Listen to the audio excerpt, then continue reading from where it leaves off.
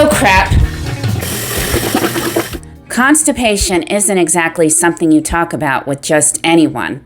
I get it. But if you have ADHD and have struggled with chronic constipation, you might be surprised to learn that your constipation problems might be related to having ADHD. I'm Patty, the girl with blue energy. I have ADHD and bipolar disorder. Today I'm talking about the weird connection between ADHD and constipation. So is there really a connection between ADHD and constipation?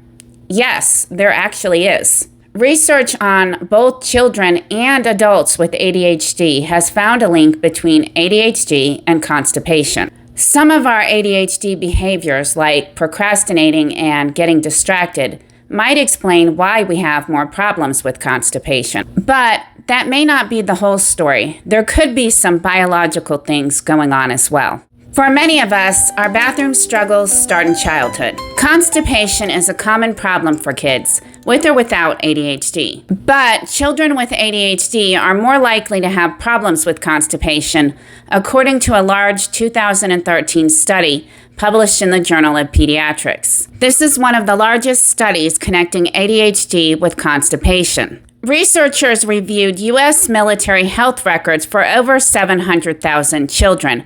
Almost 33,000 of them had ADHD. Around 4.1% of the kids with ADHD had been diagnosed with constipation, compared with only 1.5% of the kids without ADHD. That might not seem like a big difference at first glance, but it meant that constipation was 3 times more common in kids with ADHD. The kids with ADHD also had more medical visits for constipation. And you might think that the kids' ADHD medications were to blame. But when researchers compared the ADHD kids who were taking medications with the ones who were not, the rate of constipation wasn't significantly different. It isn't just ADHD kids who have problems with constipation, though. ADHD adults also have problems. A large 2020 study compared young adults with ADHD with the control group that did not have ADHD. They found that adults with ADHD were diagnosed with functional gastrointestinal disorders more often than the control group. The ADHD group had a 64% higher risk of being diagnosed with constipation and a 67% higher risk of being diagnosed with irritable bowel syndrome, or IBS. The researchers proposed a few explanations for this that I'll talk about a little later. A 2025 systematic review and meta-analysis also found an association between ADHD and IBS. Okay, so there's an association between ADHD and constipation. But why? To understand this better, let's talk about functional constipation, what it means, and why ADHD people have more problems with it. Hey, Patty, do you ever have problems with constipation? Sure, everyone has problems with constipation once in a while.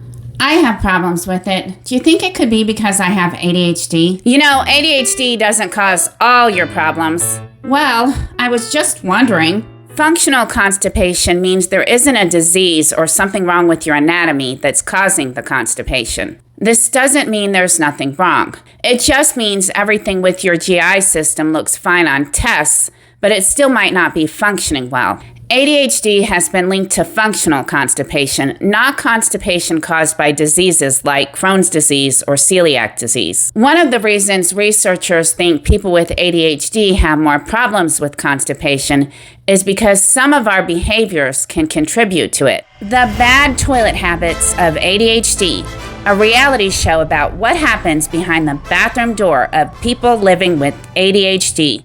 Everybody poops. In this episode of The Bad Toilet Habits of ADHD, we learn that everybody poops a little differently. Hey, Dad, can I use the bathroom?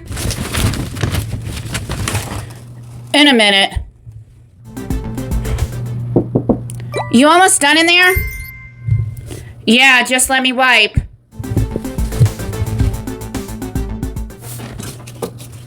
Mom, I need some toilet paper. Patty needs to poop. In episode 2, Patty's body tells her brain that she needs to take a poop. Hey, Patty, you need to go to the bathroom. What'd you say? You need to go number 2. Oh, I need to go too. Where do I need to go to? When you have ADHD, you might not recognize the urge to go to the bathroom right away. Your body might be telling you it's time to go, but your brain may not recognize the signal right away. This could be related to differences in interoception. Interoception is your ability to recognize signals that are coming from inside your body that tell you things like you need to go to the bathroom or you feel hungry or thirsty. Putting off the poop. In episode 3, Patty puts off pooping. Hey, Patty, you really need to poop. Okay, I heard you. Let me finish this first. Seriously, you need to go now. Got it. Give me a minute. You might recognize the urge, but put it off. When you have ADHD, you have a tendency to put things off.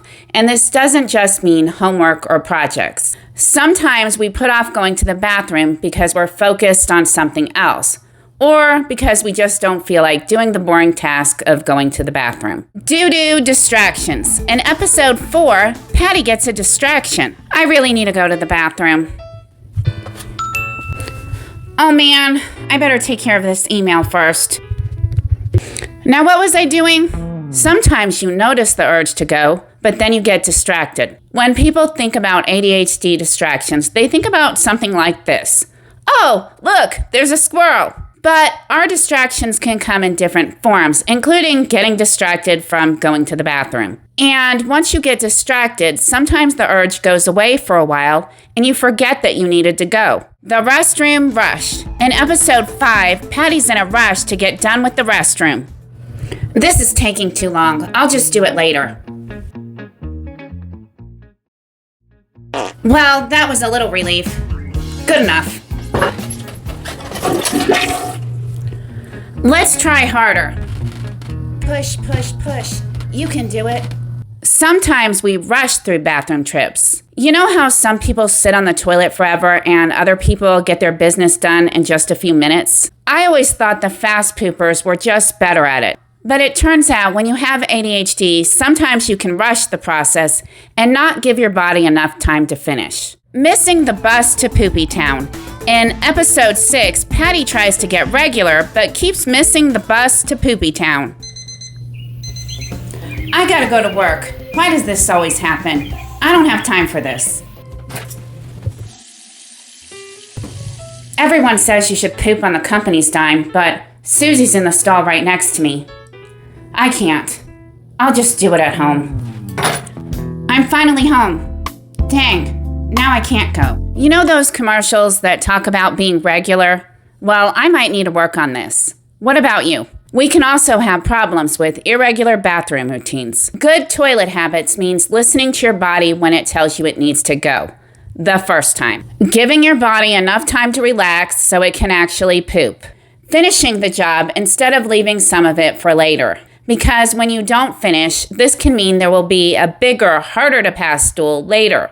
You also don't want to force stool or push too hard to get it done faster. This can lead to hemorrhoids or tears, and you don't want that. If you're not regular, try setting a poop schedule. Pick a regular time each day, ideally after a meal when your colon naturally becomes more active. Is that it? Are all of our constipation problems caused by our habits?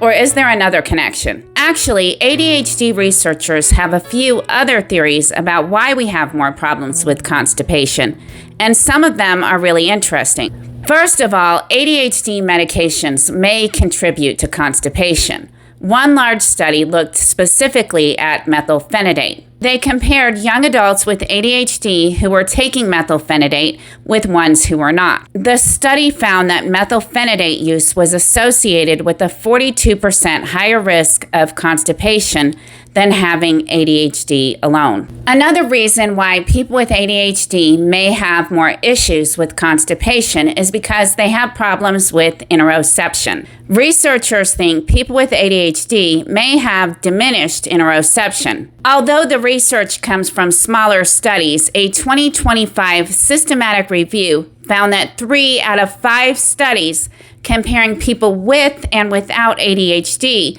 found diminished interoception in the ADHD group. Another possible explanation for why we have more issues with constipation involves the gut-brain axis and our gut microbiome. I'm going to discuss this briefly because it's really interesting, but the research is still emerging. And some of this research is beyond the scope I'm comfortable with talking about in detail. But it's something you might want to research further if you have ADHD and are struggling with constipation. So the gut and brain are constantly communicating with each other through a network called the gut-brain axis. Our nervous system, immune system, hormones, and even chemicals produced by the bacteria living in our gut are all involved in this communication. Emerging research has found differences in the gut microbiome of people who have ADHD. Some studies have found differences in the composition of the gut microbiome of people with ADHD compared with people without ADHD. Other studies have found that the gut bacteria in people with ADHD may be less diverse, although this hasn't been found consistently. However, the makeup of your gut microbiome can vary based on your diet, age, where you live, genetics, etc. So, even though there's some research suggesting that the gut microbiome of people with ADHD may be different, researchers aren't exactly sure what those differences mean. But the reason why this is interesting is because the gut microbiome is also involved in how our gastrointestinal system functions. Research has found a connection between the makeup of our gut bacteria and constipation. Certain patterns of gut bacteria appear to be associated with constipation, and there is evidence that this relationship can go both ways. So the gut bacteria may influence constipation, but constipation might also change the gut microbiome. People with ADHD have higher rates of some gastrointestinal problems. Researchers have proposed that differences in the gut-brain axis could be one possible explanation for this connection. This is still a theory at this point, but it's pretty interesting to researchers and people with ADHD. So now that you've heard all the interesting reasons why we can have more problems with constipation, what can you do about it? These are a few practical tips. Work on your diet. Eat more foods that are high in fiber like fruits, veggies, and whole grains. Gradually increase your fiber though. Suddenly increasing fiber intake can cause gas and bloating, and it can sometimes make constipation worse. Drink more water. If you don't like plain water, you can drink flavored water or try adding some fruit to it. Get some exercise. Regular physical activity can help with constipation. Work on your toilet habits. When you feel the urge to go, don't put it off. Give yourself enough time to go and don't rush. If you don't have a regular bathroom routine, create one. Try changing your position. Get a small step stool and place your feet on the stool so that your knees are slightly above your hips, and then lean slightly forward. This can help make passing stool easier. Figure out what your unique challenges are and work on changing 1 or 2 habits at a time. Talk to your doctor about your medications, especially if your constipation started right after starting or changing a medication. And not just your ADHD medications, a lot of medications can cause constipation. There are over-the-counter and prescription treatments, so if working on your lifestyle hasn't helped, it might be time to call your doctor. There are also some red flags you want to watch for. If you notice blood in your stool or rectal bleeding, persistent stomach pain, unexplained weight loss, vomiting, or an inability to pass stool or gas, you should talk to your doctor about this. Severe abdominal or rectal pain, especially if you haven't been able to pass stool or gas, could be a sign of something more serious, like a bowel obstruction or perforation, and this requires immediate medical attention. I hope you found this video helpful. I spent a lot of time researching this, so if you have ADHD and constipation, I'd love to hear your thoughts in the comments. And if you like this video, please support my channel by clicking the like button and, of course, subscribing. I'll have another video out real soon.